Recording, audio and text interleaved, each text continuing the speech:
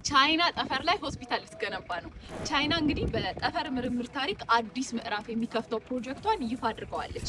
ሊጂያን 2 የተባለች ሮኬት ዘመናዊ የሕክምና መሳሪያዎችን ይዛ በተሳካ ሁኔታ ጠፈር ላይ አርፋለች። ፕሮጀክቱ እንግዲህ የፎቶቴራፒና ተንቀሳቃሽ ደግሞ የጤና መከታተያ መሳሪያዎችን አካቷል። እንዲሁም ደግሞ በጠፈር ላይ የቀዶ ጥገና ሕክምናዎችንና የላቦራቶሪ ምርመራዎችን ለማድረግ መሰረት የሚጥል ነው። ለምን አስፈለገ ካልን የሰው ልጅ ወደ ማርስና ሌሎችም ሩቅ ፕላኔቶች ለሚያደርገው ረጅም ጉዞና በጨረቃ ላይ ደግሞ ለሚመሰረቱ ፕሮጀክቶች የህክምና ድጋፍ ወሳኝ መሆኑ ይታወቃል።